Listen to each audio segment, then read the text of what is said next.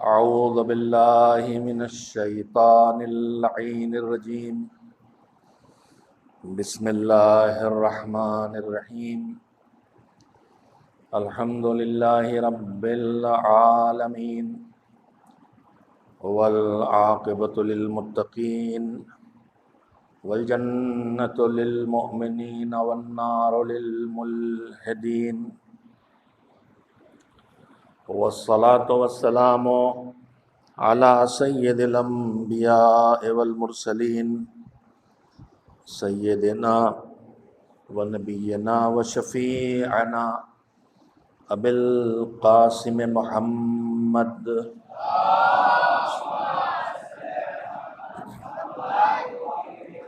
وآلہ الطیبین الطاہرین المعصومین المظلومین واللعنۃ الدائمۃ الباقیۃ علی اعدائہم اجمعین من الآن الی یوم الدین اما بعد فقال رسول اللہ صلی اللہ علیہ وآلہ وسلم ان الحسین مصباح الہدی وسفینۃ النجاۃ وقال فی مکان آخر ان لقتل الحسین حرارۃ فی قلوب المؤمنین لا تبرد ابدا۔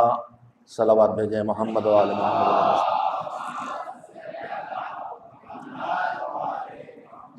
پیغمبر گرامی حضرت محمد مصطفیٰ صلی اللہ علیہ وآلہ وسلم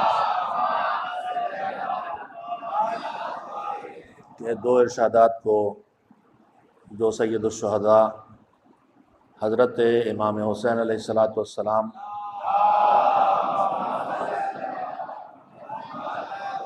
اور ان کی شہادت سے مربوط ہیں، روزانہ آپ حضرات کی خدمت میں پیش کرتا ہوں۔ پہلا ارشاد یہ ہے کہ حسین ہدایت کا چراغ ہے، ہدایت کا راستہ دکھانے والے ہیں۔ چراغ کے ساتھ رہو گے تو ہمیشہ روشنی میں رہو گے، جتنا نزدیک آ سکو گے اتنا زیادہ روشنی سے استفادہ کر سکو گے، اور صرف راہ دکھانے کا کام نہیں کرتے، یہ کشتی نجات بھی ہیں۔ اگر ان سے وابستہ رہو گے، ان کے احکام پہ عمل کرو گے، ان سے خود کو جوڑے رکھو گے، ان کے سفینے پر سوار ہو جاؤ گے تو تمہیں یہ ساحل نجات تک بھی پہنچا دیں گے۔ دوسرا جملہ جو پیشین گوئی بھی ہے اور خبر بھی ہے کہ حسین کی شہادت کو اللہ نے یہ تاثیر دی ہے اور اس کے لیے اہتمام کیا ہے کہ حسین کی شہادت کا اثر گھٹنے والا نہیں ہے۔ نسلیں گزریں گی، زمانے گزریں گے، لیکن شہادت حسینی کی نہ گرمی کم ہوگی، نہ اس کا جذبہ کم ہوگا، نہ اس کی حرارت کم ہوگی، نہ اس کے اندر جو اللہ نے قوت اور انرجی رکھی ہے وہ کم ہوگی۔ اللہ نے اس کے لیے مسلسل اہتمام کیا ہے۔ میں روزانہ عزاداری سے مربوط معصومین علیہ السلام کے ان ارشادات کو اور ان ہدایات کو پیش کرتا ہوں جس سے ہمیں اس عبادت کی اہمیت کا زیادہ سے زیادہ احساس ہو۔ جتنا ہم کسی کام کی اہمیت کو محسوس کرتے ہیں، پھر اتنا ہی اس کام کے انجام دینے میں ہم توجہ دیتے ہیں۔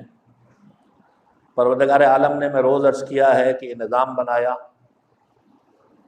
عصر غیبت میں، خاص کر کے دین کے پھیلانے اور دین کے بچانے کا مبالغہ نہیں ہوگا اگر میں یہ کہوں کہ اکلوتا ذریعہ عزاداری رہا ہے۔ نہ ہاتھوں میں کتابیں تھیں، نہ علماء نصیب تھے، نہ فقیہ و مرجع تک پہنچنا ممکن تھا۔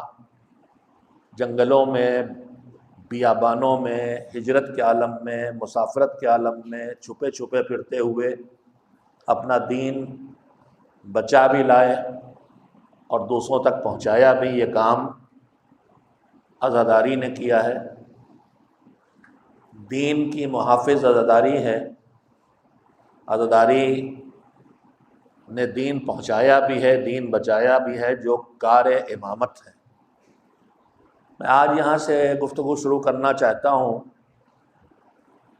ہم آپ سب اس بات کو اچھی طرح محسوس کرتے ہیں کہ اگر عزاداری نہ ہوتی تو ہم نہ ہوتے۔ ہماری بقا بھی عزاداری سے ہے، ہمارا وجود بھی عزاداری سے ہے۔ ہم بھی ویسے ہی دوسری قوموں جیسے ہو جاتے جن کے یہاں خالی نام کو مذہب و دھرم ہے، باقی اپنی مرضی کی زندگی ہے، لیکن ہمارے پاس الحمدللہ دین ہے، دین کا خیال ہے، دین کا جذبہ ہے۔ عزاداری ہمیں بچا رہی ہے۔ جب کوئی چیز ہمارے کام آئے تو ہماری زندگی میں جتنی اس کی اہمیت ہو، اسی اعتبار سے ہم اس کو اہمیت دیتے ہیں۔ یہ بات میں بار بار اس لیے کہہ رہا ہوں کہ ہر قیمتی سرمایہ دشمن کی نگاہ میں رہتا ہے اور دشمن پیچھے پڑتا ہے کہ یہ قیمتی سرمایہ اس سے چھن جائے۔ اگر عصر غیبت میں، صدیوں میں دین ہمارا بچا ہے عزاداری سے، پہنچا ہے عزاداری کے ذریعے، پھیلا ہے عزاداری کے ذریعے، تو دشمن بھی اس قیمتی سرمایے کے پیچھے پڑے گا اور ہر طرح سے پڑے گا، اور جو تدبیریں ہیں وہ ساری تدبیریں کرے گا۔ لہذا ہمارے ذمہ داری ہے کہ ہم اپنی ڈیوٹی اور اپنا فریضہ اس سلسلے میں انجام دیں۔ میں کہنا یہ چاہتا ہوں کہ مثلا میں نے ایک دن مثال دی تھی آپ کے سامنے، پانی ہماری حیات کا ذریعہ ہے، پانی ہماری زندگی ہے، پانی سے ہماری زندگی ہے، اور ہر زندہ کی زندگی پانی سے ہے، قرآن مجید کہتا ہے۔ یہ پانی ہماری حفاظت کرتا ہے، مگر یہ پانی ہماری حفاظت تب تک کرے گا جب تک کہ ہم اس پانی کی حفاظت کریں گے۔ یہی پانی جو ہماری حیات کا ذریعہ ہے، یہ پالوٹیڈ ہو جائے، اس میں کچھ اور مل جائے، ہم کھلا ہوا پانی لے جا کے سڑک پہ رکھ دیں اور اس میں باہر کے جراثیم مل جائیں، تو یہی پانی ہمارے لیے جان لیوا بن جائے گا۔ امام خمینی رحمۃ اللہ علیہ نے اپنی کسی تحریر میں جملہ لکھا ہے کہ کبھی کبھی یہ سوال ہوتا ہے کہ اگر دین ہماری حفاظت کے لیے آیا ہے، دین ہمارے بچانے کے لیے آیا ہے، تو پھر دین ہماری حفاظت کیوں نہیں کرتا؟ ہم کیوں بگڑ جاتے ہیں؟ ہم کیوں بہک جاتے ہیں؟ ہم کیوں بے روی کا شکار ہو جاتے ہیں؟ اس کے جواب میں انہوں نے یہی جملہ لکھا ہے کہ جس طرح سے پانی ہماری حفاظت کے لیے ہے، لیکن پانی جب تک ہم اسے بچا کے رکھیں گے باہر کے جراثیم سے، گندگی سے، اسی وقت تک پانی ہماری حفاظت کرے گا۔ دین ہماری حفاظت کے لیے آیا ہے، مگر دین اسی وقت تک ہماری حفاظت کرے گا جب تک ہم دین کی حفاظت کریں گے۔ شاید بات واضح نہ ہوئی ہو، گنگا نکلتی ہے پہاڑ سے، ہمالیہ سے، گنگوتری سے، صاف ستھرا چشمہ ابلتا ہے، مگر یہ چشمہ جب آگے بڑھتا ہے تو اس میں جگہ جگہ کے چیزیں ملتی ہیں، کہیں سے مٹی، کہیں سے گندگی، کہیں سے شہروں کی کثافت، وہ ملتے ملتے وہ پانی اتنا پالوٹیڈ ہو جاتا ہے کہ اب یہ پیا جائے تو بیمار ڈالے یا بیمار کر دے یا مار ڈالے۔ جس طرح سے ایک دریا نکلتا ہے تو صاف ستھرا ہوتا ہے، مگر راستے میں گزرتا ہے تو ملاوٹ آتی جاتی ہے، اسی طرح سے دین کا سرچشمہ مکے سے پھوٹا اور وہ دریا کے شکل میں بن گیا مدینے آتے آتے، مگر مدینے سے جب یہ دین کا سرچشمہ پھوٹا تو ہمیں مدینے سے ہٹایا گیا، ہجرتیں کرنا پڑی ہمارے بزرگوں کو، علاقے علاقے پھرے، محلے محلوں میں، ملکوں ملکوں میں گئے، الگ الگ تاریخوں سے گزرے، الگ الگ کلچر سے گزرے، الگ الگ ادیان و مذاہب سے گزرے۔ جیسے چشمہ صاف ستھرا ہو مگر کئی علاقوں سے گزرے تو پالوٹیڈ ہو جاتا ہے، ویسے دین رہا علاقائی رسم و رواج ملتے چلے گئے. وہی دین جو ہمیں بچانے آیا تھا اگر رسم و رواج میں ڈوب جائے تو وہی دین ہمیں نقصان کر سکتا ہے اور ہمیں ضرر پہنچا سکتا ہے.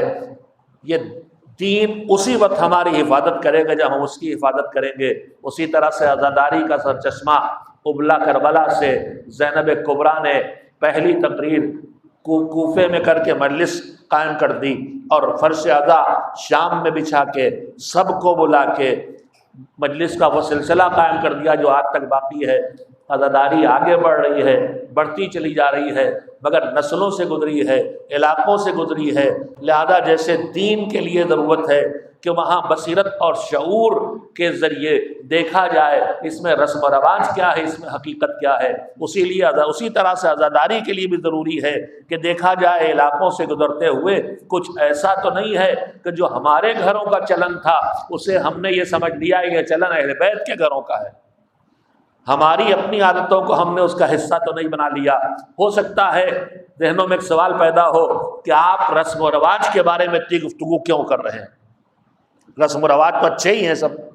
چلیے ہم فی الحال مانے لیتے ہیں کہ جو بھی رسمیں ہمارے پورے مذہب میں آپ یہ عزاداری کی بات نہیں کر رہا، ہماری پوری زندگی میں آپ دیکھیں ہر قدم پہ رسم و رواج کی شدت ہے کہ نہیں ہے.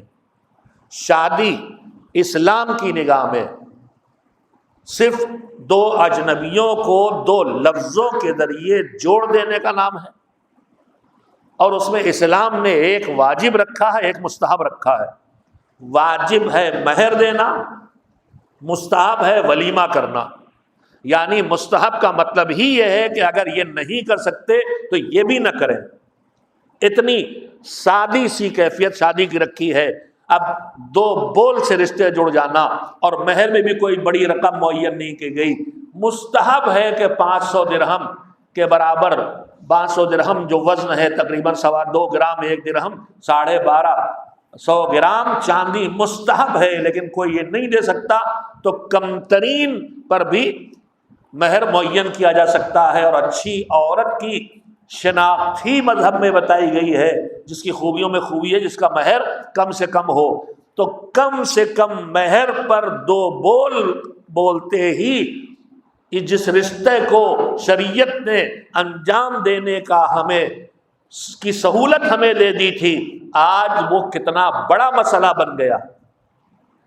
بیٹی کسی گھر پیدا ہو جائے تو اسی دن سے فکر مندی شروع ہو جاتی ہے.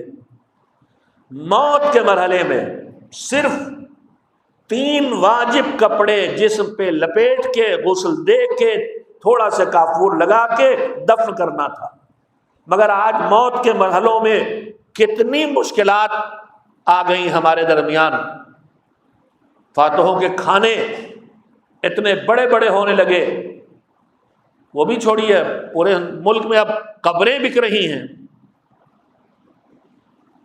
میں ایک مسئلہ شرعی آتا ہے تو میں آپ کی خدمت درج کر دیتا ہوں. ہمارے یہاں ایک حیاتی قبر کا سلسلہ ہے، یعنی ہم ہے اپنی قبر کی تیاری کریں، لیکن اگر میں اپنی زندگی میں حیاتی قبر فتویٰ ہے جو اوقاف ہیں قبرستانوں کے، جو کسی کی ذاتی پراپرٹی نہیں ہیں، عام لوگوں کے لیے وقف ہیں، وہاں پہلے سے اپنے لیے خرید کے قبر کی جگہ معین کرنے کی اجازت مذہب میں نہیں ہے.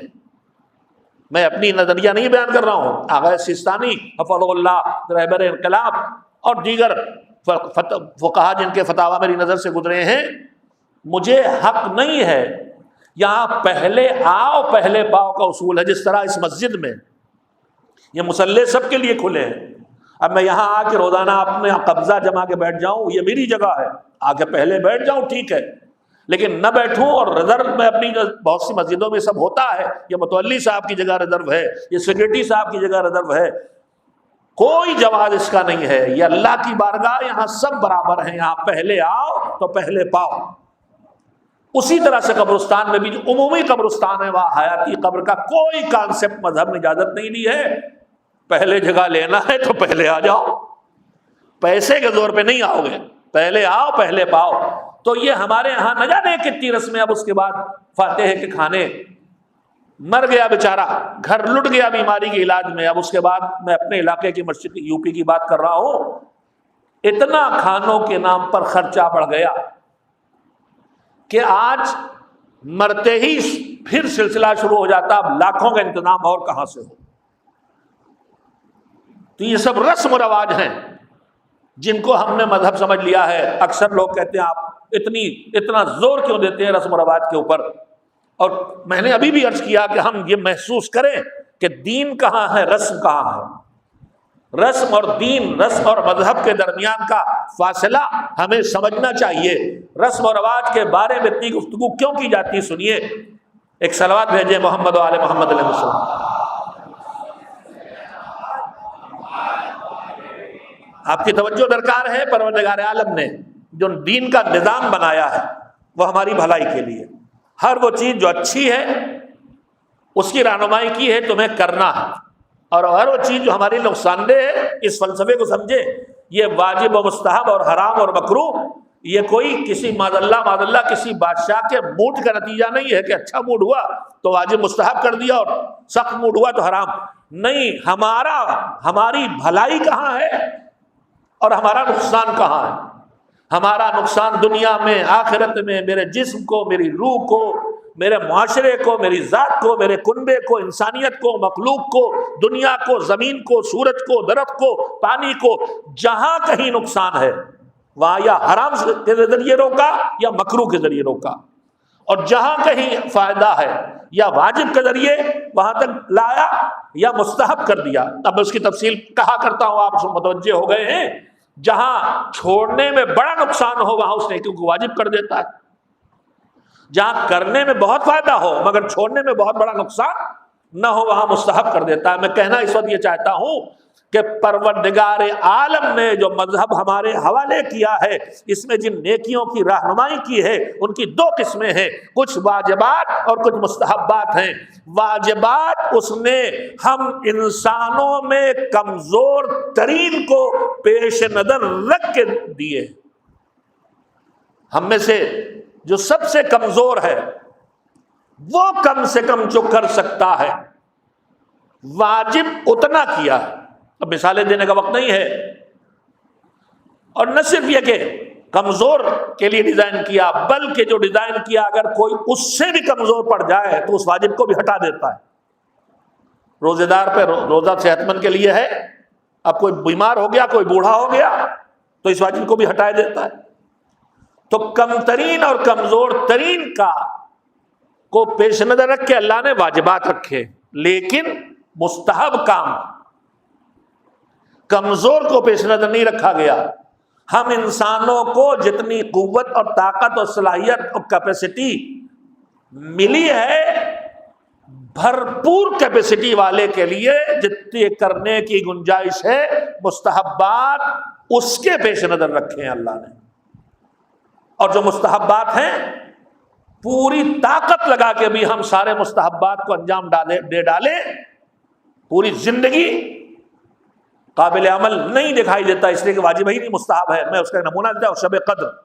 شب قدر کے جو اعمال ہمارے ہاتھوں میں یہ کتابیں ہیں، تحفۃ العوام اور مفاتیح الجنان جیسی، ان میں جتنے شب قدر کے اعمال لکھے ہیں، کیا آج تک وہ جتنے اعمال اس ایک کتاب میں لکھے ہیں ہم وہ پورے کر سکے؟ میں تو نہیں کر سکا آج تک.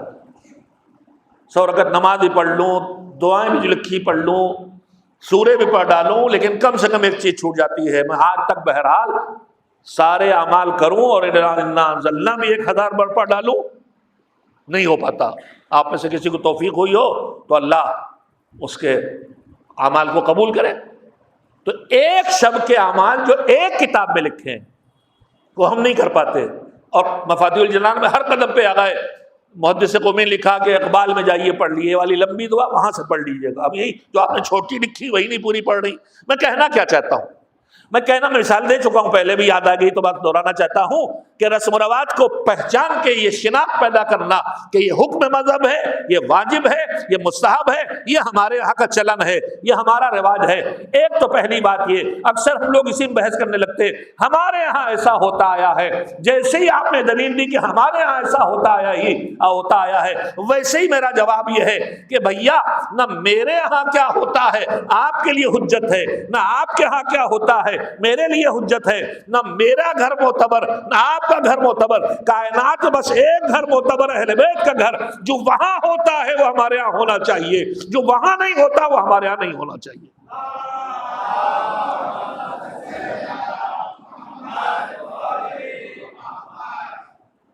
میں اس کی ایک مثال دیتا ہوں، مستحبات اتنے زیادہ ہیں، اب اگر ان مستحبات کے بعد رسم و رواج بھی بڑھ جائے تو کیا ہوگا؟ دو میں سے ایک کام ہوگا، اور جو ہو رہا ہے۔ میں اس کی مثال دیتا ہوں کہ ہمارے ہاں مسجدوں میں، امام باڑوں میں ریک ہوتے ہیں، ان میں کتابیں سجی ہوتی ہیں۔ اکثر لوگ جو ان کے گھر میں جو کتابیں ان کے لیے کام کی نہیں، انہوں نے لا کے امام باڑے رکھ دی، کسی اور کام آئے گی، مسجد میں رکھ دی کسی اور کام آئے گی، چلیے نیت بہت اچھی۔ اب ہم لے کے آئے مسجد میں 4 کتابیں، مسجد میں ریک رکھا ہوا ہے، ریک میں کتابیں ٹھسا ٹھس بھری ہوئی ہیں، فل ہے ریک۔ اب میں یہ 4 کتابیں اس میں لا کے زبردستی رکھوں گا تو کیا ہوگا؟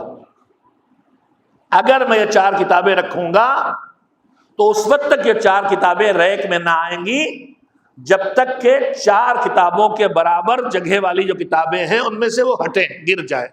سائڈ سے ڈھکیلیں گے تو سائڈ سے گر جائیں گی، اور آئیں گی تو خود بھی جلد خراب ہوگی، جن کو ٹھوسیں گے اس کی جلدیں بھی خراب ہوگی۔ تو ٹھسا ٹھس کتابوں سے بھری الماری میں جس طرح میں کتابیں ٹھوسوں تو اس وقت تک نہ آئیں گی جب تک کہ 4 کتابیں الماری سے گر نہ جائیں۔ اللہ نے ہماری زندگی میں جتنی گنجائش ہے واجبات کے بعد مستحبات سے پر کر دیا ہے۔ اب اگر ان مستحبات اور واجبات سے بھری زندگی میں ہم رسم و رواج کو ٹھوسیں گے تو یہ رسم و رواج یا واجب کو ہٹا کے آئیں گے یا مستحب کو ہٹا کے آئیں گے۔ آپ توجہ دیں، لہذا اچھا ہے، رسم و رواج میں اچھی چیزیں ہیں، زیادہ تر اچھی چیزیں ہیں۔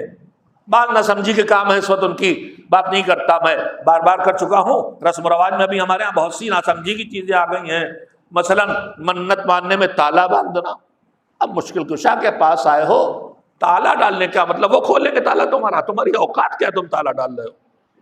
گرہیں باندھنا، یہ سب چیزیں میں نہیں جانتا کہاں سے آئی، میں اتنا ہی جانتا ہوں کہ ہم کہاں کہاں سے گزرے ہیں، کہاں کہاں سے کیا لے آئے، کون سی رسم کہاں سے لے آئے۔ مذہب تو ان چیزوں کو ہمیں نہیں بتاتا۔ مذہب کی نگاہ میں منت یہ ہے کہ آدمی مالک سے یہ دعا کرے کہ پروردگار یہ کام میرا ہو جائے تو میں اچھا سے کام کروں گا۔ وہ اچھا سے کام چاہے 1 مرتبہ لا الہ الا اللہ کہنا ہو، چاہے 1 مرتبہ اللہم صلی علی محمد و آل محمد کہنا ہو، جسے ہم مختصر سمجھتے ہیں۔ اس کو معقول ہونا چاہیے اور اس کو شریعت کی طرف سے اس پر کوئی نہ کوئی اس کو ترجیح حاصل ہونا چاہیے۔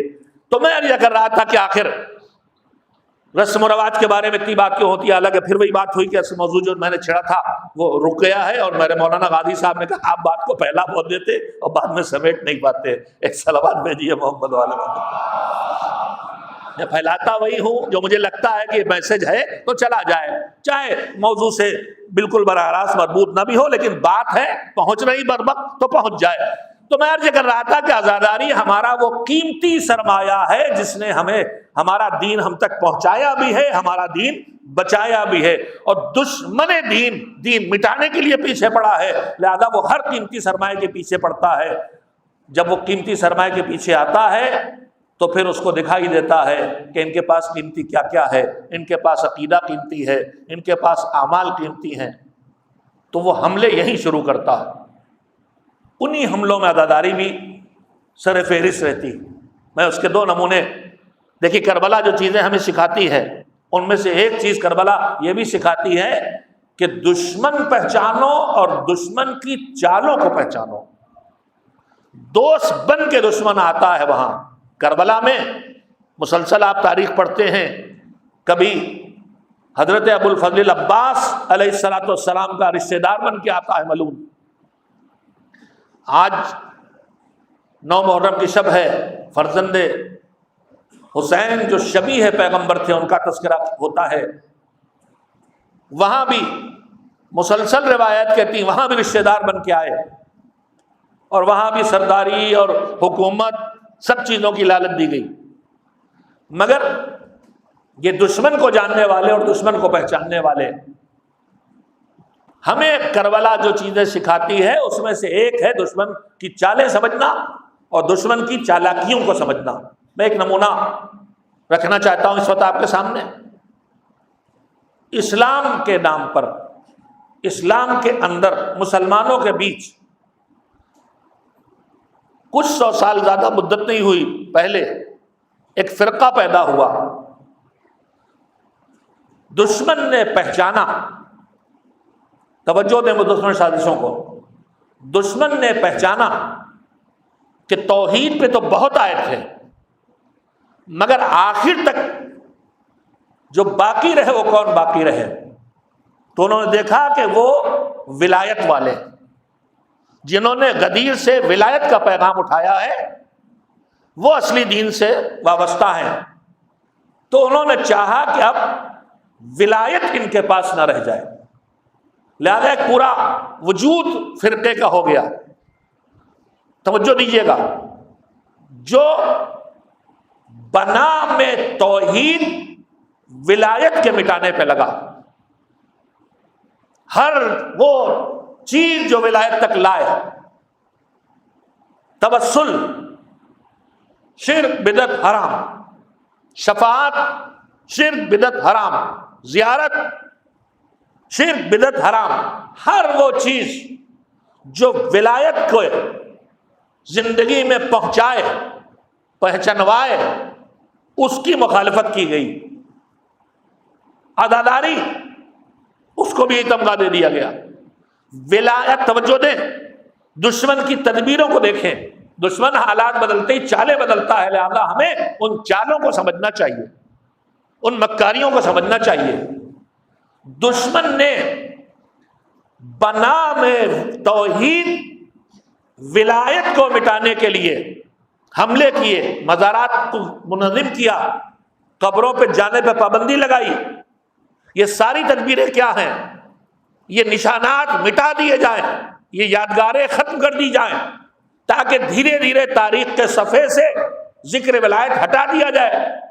لیکن تدبیر کیا کی؟ یہ توحید کے خلاف، یہ اللہ کی وحدانیت کے خلاف ہے، یہ شرک ہے۔ عقیدہ شفاعت کا یہ شرک ہے، شریک کر رہے ہیں اللہ کا۔ توسل شرک ہے، زیارت شرک ہے، گریہ شرک ہے۔ 3 فتوے ایک ساتھ، شرک بدعت حرام۔ آپ مسلسل یہ مجالس میں تذکرے سنتے رہتے ہیں، تو یہاں کا دشمنی کا ہے سے ولایت سے، اس دشمنی کے اس ولایت کو مٹانے کے لیے ذریعہ کس چیز کو بنایا گیا؟ توحید کو۔ آپ میرا ساتھ دیں تو آگے بڑھوں۔ ولایت کے اوپر حملہ ہے لیکن بنا میں توحید، یہ توحید کے خلاف ہے، یہ توحید کے خلاف ہے، یہ توحید کے خلاف، یہ شرک ہے، یہ شرک ہے، یہ شرک ہے، توحید کے نام پر۔ توجہ دیکھ، حقیقت آپ کی خدمت میں کر رہا ہوں، صدیاں ہوئی، دشمن نے دیکھا کہ بنا میں توحید ولایت چھیننے آئے تھے، مگر جو ولایت والے تھے ان میں سے کسی ایک سے نہ توحید چھین سکے نہ ولایت۔ کوئی ایک ولایت والا، غدیر والا چھوڑ کے نہیں گیا ادھر کہ وہ انکار کر دے۔ دشمن نے دیکھا یہ چال ناکام ہو گئی، بہت بڑا کھیل کھیلا ہے دشمن نے۔ توجہ دے میرا جواب، خاص کر کے کل تک اللہ کرے کہ میں بات کو کہہ سکوں اور نہ کسی پہ طنز مقصود ہے نہ تشنیع، ایک خطرہ سامنے ہے جسے عرض کر رہا ہوں، جو دکھائی دے رہا ہے۔ کل تک جذباتی مسلمان کو بنا میں توحید ولایت سے دور کیا گیا تھا، آج دشمن نے چال بدلی ہے، آج جذباتی شیعہ کو، جذباتی مومن کو، جذباتی، اور ہم سب جذباتی ہیں، بنا میں ولایت توحید سے دور کرنے کی کوشش ہو رہی ہے۔ نہیں شاید آپ تک بات نہیں پہنچی. بنام ولایت توحید سے دور کرنے کی کوشش کیا ہے؟ معصومین علیہ السلام نے فرمایا صلوات اللہ وسلامہ علیہم کہ ہمیں رب نہ کہو، اس کے بعد جو بھی تم ہمارے لیے کمال اور فضیلت سوچ سکتے ہو وہ سب ہم میں ہے. ہم کیا سوچیں گے؟ ہم جو سوچ نہیں سکتے وہ سب کمالات مالک سے انہیں ملے ہیں، ہماری سوچ سے بالا تر. مگر معصومین نے کہا ہمیں رب نہ کہو، ہمیں رب نہ بناؤ. رب کا مطلب یعنی جو خالق ہے، جو رازق ہے، پالنے والا. ہمیں نہ خالق کہو نہ رازق کہو، ہمیں رب نہ کہو. ہمیں رب نہ کہو، پھر ہمارے لیے جو چاہو وہ سوچو، جو تم سوچو گے ہم اس سے بھی بالا تر ہیں.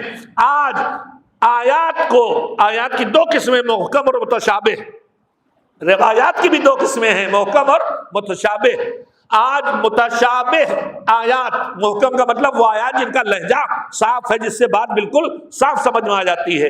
متشابہ وہ آیات ہیں جن کے کئی مفہوم نکلتے ہیں اور جن کے حقیقت تک پہنچنا ہم جیسے عام لوگوں کے بس کی بات نہیں ہے، جب تک کہ محمد و آل محمد علیہ السلام کا بھرپور سہارا ہمیں نہ مل جائے. ایک صلوات بھیجیں پیغمبر پر.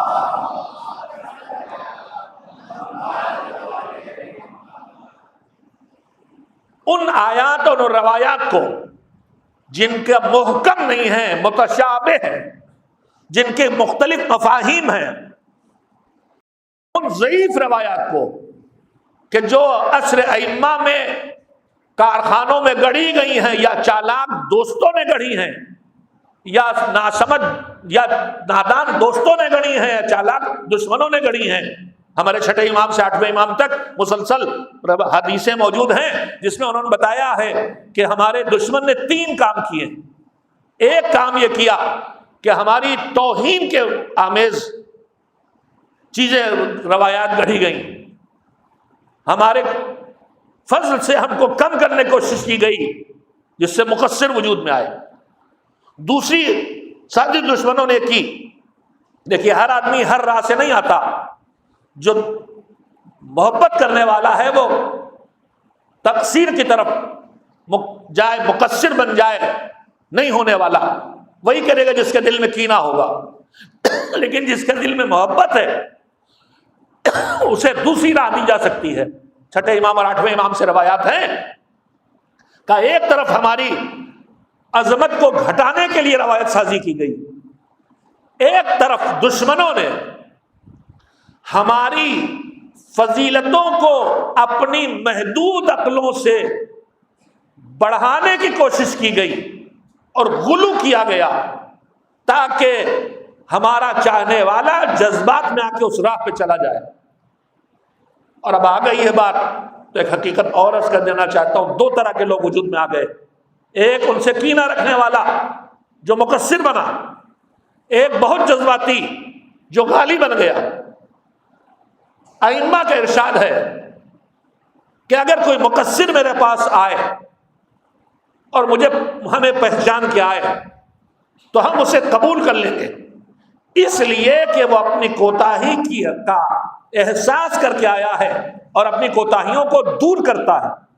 لیکن ائمہ نے کہا اگر کوئی غالی ہمارے پاس آئے تو اس غالی کو ہم قبول نہ کریں گے، اس لیے کہ اس نے غالی ہونے کے بعد ہمیں خدا بنا کے، ہمیں رب بنا کے جو واجبات دین ہیں ان کو ترک کر دیا ہے اور آزاد زندگی بسر کرنے کا عادی ہو گیا ہے، اور وہ واجبات چھوڑنے کا اتنا عادی ہو گیا ہے کہ ہمارے پاس آنے کے بعد بھی اس عادت کو نہ بدل سکے گا، اسی دین پہ چلتا رہے گا جو اس نے ایجاد کیا ہے. لہذا ہم مقصر کو قبول کرنے پہ تیار، اس لیے کہ اپنی کوتاہی کا احساس کر کے اصلاح کر لے گا، لیکن ہم غالی کو قبول کرنے پہ تیار نہیں ہیں.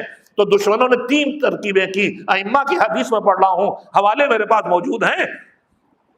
میرے عزیزو، تیسرا راستہ سنیے کہ دشمنوں نے ہماری زبان سے سخت ترین کلمات جاری کروائے ہمارے دشمنوں کے لیے متاعن کے باب میں، تاکہ نفرتیں بڑھیں، دشمنیاں بڑھیں اور ہمارے اوپر شدت بڑھے، ہمیں ستایا جائے.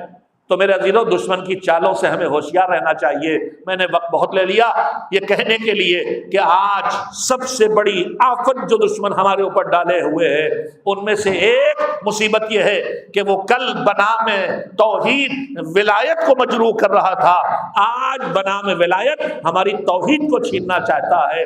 اللہ رب ہے، ربوبیت اس کے ساتھ مخصوص ہے، خلاقیت اس کے ساتھ مخصوص ہے، رزاقیت اس کے ساتھ مخصوص ہے۔ اب اس کے بعد اس نے ان کو ذریعہ بنایا ہے، روزی کا ذریعہ بھی یہی ہے، خلقت کا ذریعہ بھی یہی ہے، فیض الہی کے پہنچنے کا ذریعہ بھی یہی ہے۔ ایک صلوات بھیجے محمد و آل محمد علیہ السلام۔ ایک اور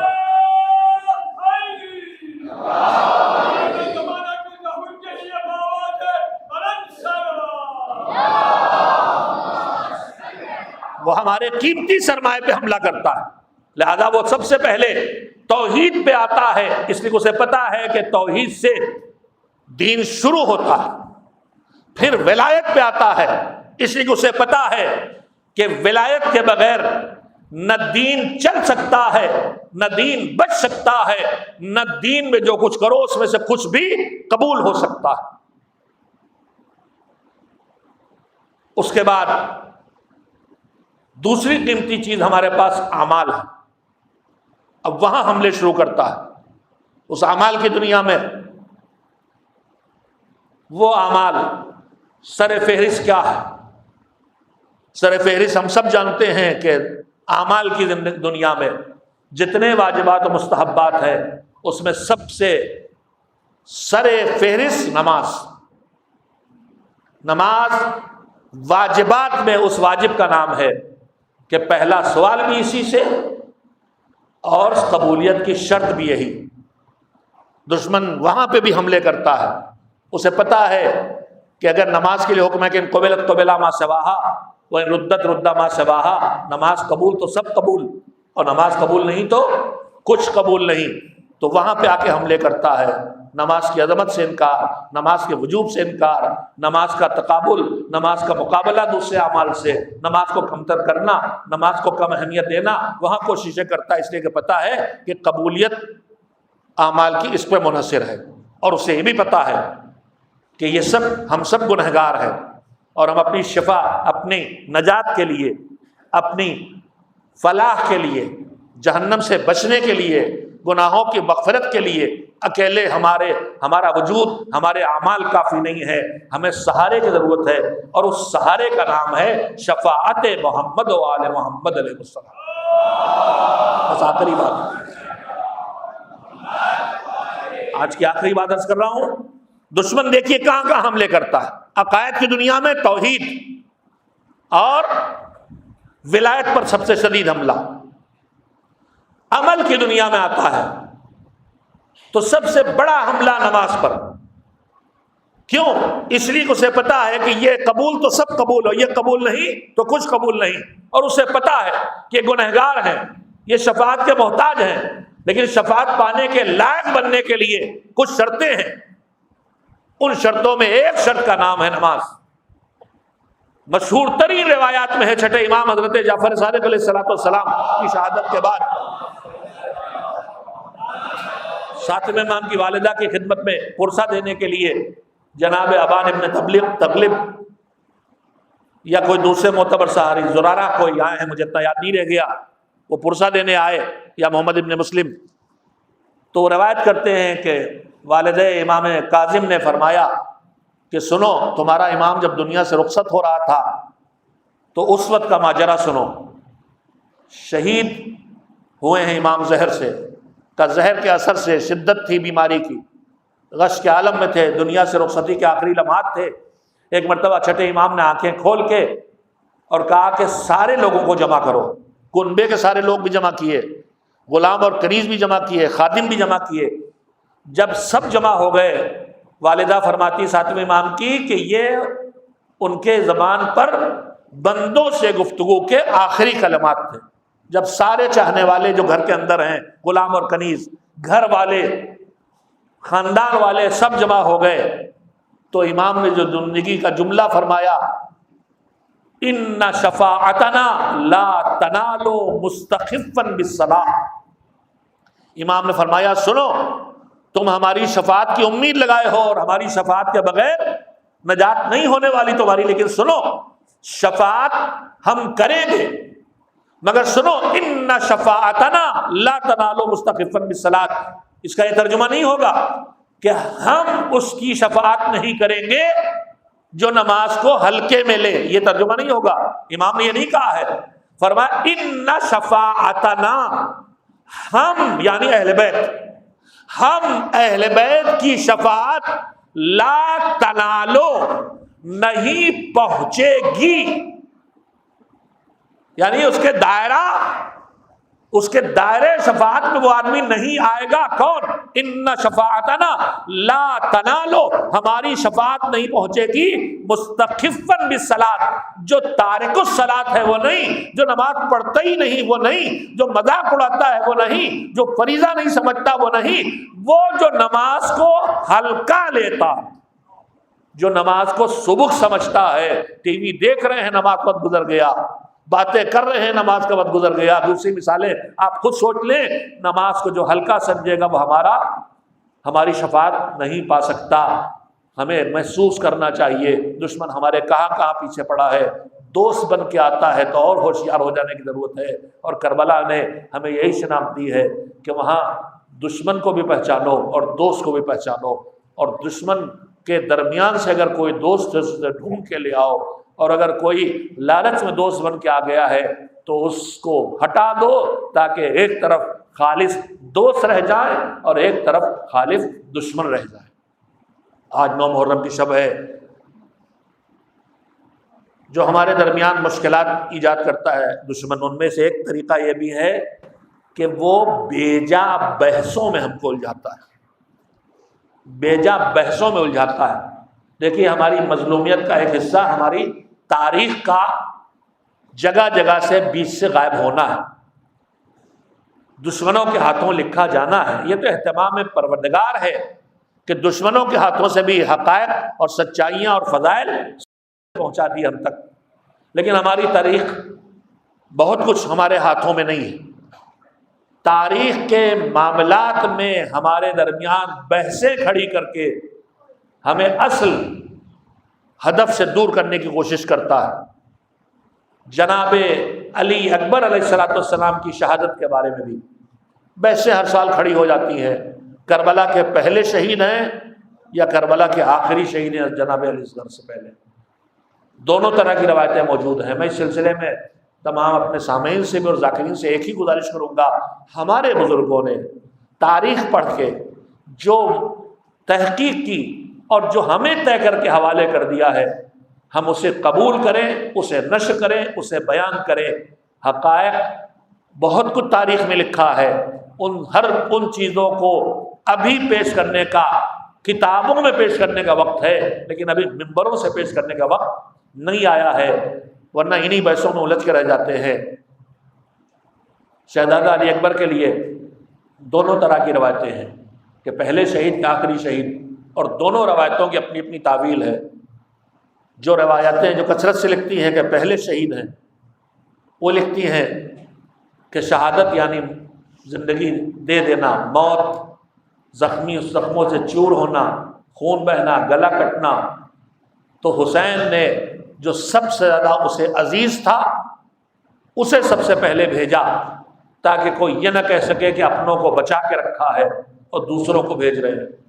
مگر جو نظریہ جو ہمارے اس ملک میں رائج ہے، بر صغیر میں رائج ہے، اور ہمارے علماء تاریخ کے معاملے میں بہت صاحب نظر تھے، ہمارے درمیان یہ نظریہ راج ہے کہ کربلا کے شہداء میں حضرت علی اصغر سے پہلے آخری شہید حضرت علی اکبر علیہ السلام ہیں۔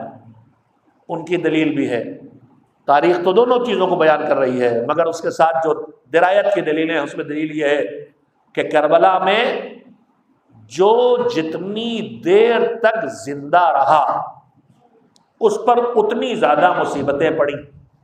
جو صبح عاشور شہید ہو گیا، اس کی مصیبت پیاس کی، بھوک کی، زخموں کے کھانے کی، تیروں کا سے چھلنی ہونے کی، نیزوں کے زخم کھانے کی، تپش کی، گرمی کی، دشمنوں کی بدسلوکی کی تکلیف اٹھانے کی ساری چیزیں، اس کی مصیبتیں صبح عاشور شہید ہوا تو ختم ہو گئیں، لیکن جو جتنی دیر زیادہ زندہ رہا اتنی دیر مصیبتیں اٹھائیں، اتنی دیر پیاسا رہا، اتنی دیر بھوکا رہا۔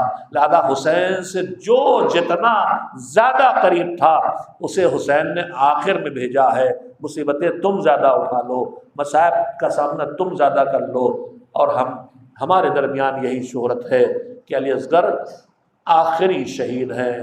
حسین جب اپنے بھیا عباس کی لاش کو فرات کے کنارے چھوڑ کے واپس آ گئے، اب کوئی نہیں ہے، یا اکبر ہیں یا حسین ہے۔ جوان بیٹا بابا کے سامنے آیا، بابا اب تو مقتل میں جانے کی اجازت دیجیے۔ حسین اب کیا کہیں؟ ایک مرتبہ صرف سر جھکا کے اتنا کہا، بیٹا مجھ سے پہلے جس نے تمہیں پالا ہے جا کے اس سے اجازت لے لو۔ خوشی خوشی اکبر خیموں میں داخل ہوئے۔ پھوپھی اماں مقتل میں جانے کی اجازت چاہیے۔ سر تھاپا پہ نظر ڈالی، میرے لال کیا اسی دن کے لیے پالا تھا؟ کہا ٹھیک ہے پھوپھی اماں، میں نہ جاؤں گا تو پھر بابا جائیں گے۔ بس زینب نے کہا میرے لال بھیا کی جان بچانے کے لیے تو میں بھی قربان کر دوں گی۔ اجازت ملی، اکبر بیویوں سے رخصت ہوئے۔ فقرہ آپ ہمیشہ سنتے ہیں۔ دیکھیے دو کیفیتیں ہیں، جنازہ گھر میں آتا بھی ہے اور جنازہ گھر سے جاتا بھی ہے۔ گھر میں موت بھی ہوتی ہے، رقت ہر مرحلے پہ ہوتی ہے، لیکن جب جنازہ گھر سے جانے لگتا ہے تو اس وقت جو رقت ہوتی کسی اور موقع پر نہیں، اس لیے کہ اب جا رہا ہے تو واپس نہ آئے گا۔ اکبر جب رخصت ہو کے خیموں سے نکلے ہیں تو مقتل فقرے لکھتے ہیں، اکبر ایسے خیموں سے نکل رہے تھے جیسے بھرے گھر سے جنازہ نکلتا ہے۔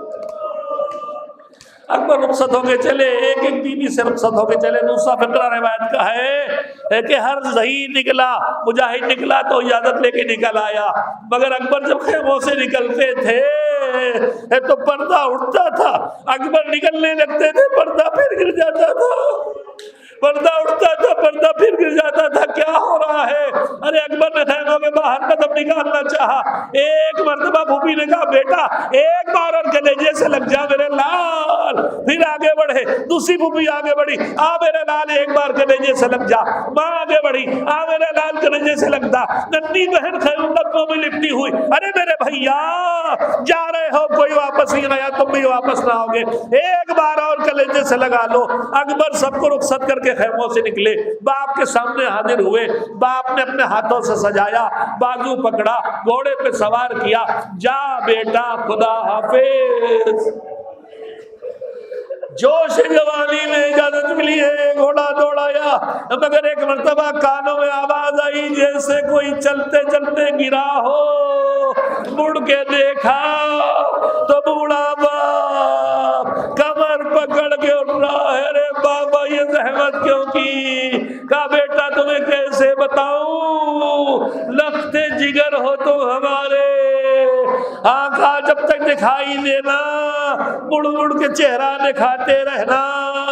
روایت کہتی ہے، اس کے بعد میں دو فقرے اور پڑھوں گا۔ روایت کہتی ہے حسین اکبر کو رخصت کر کے نوحہ پڑھا، گواہ رہنا پروردگار جو صورت و سیرت و گفتار میں تیرے رسول سے سب سے زیادہ مشابہ تھا، میں نے اسے بھی بھیج دیا تیری بارگاہ میں۔ جب جی چاہتا تھا رسول کی زیارت کروں، اسے دیکھتا تھا میرا مالک، اسے بھی بھیج دیا، گواہ رہنا دشمنوں کے لیے۔ اس کے بعد جناب سکینہ بنت الحسین روایت کرتی ہے، وہ خیمے کے اندر ہے، حسین خیموں کے آگے جو کنات لگی ہے اس کے آگے روایت کے فقرے ہیں کہ 3 جگہیں ایسی آئی ہیں کہ جہاں حسین کے چہرے پر وہ کیفیت آئی کہ جیسے اب روح جسم سے نکل رہی ہے۔ ان میں سے ایک وہ تھی جب حسین نے اکبر کو رخصت کیا تو چہرے پر ایسی کیفیت تھی جیسے روح جسم سے نکل رہی ہو۔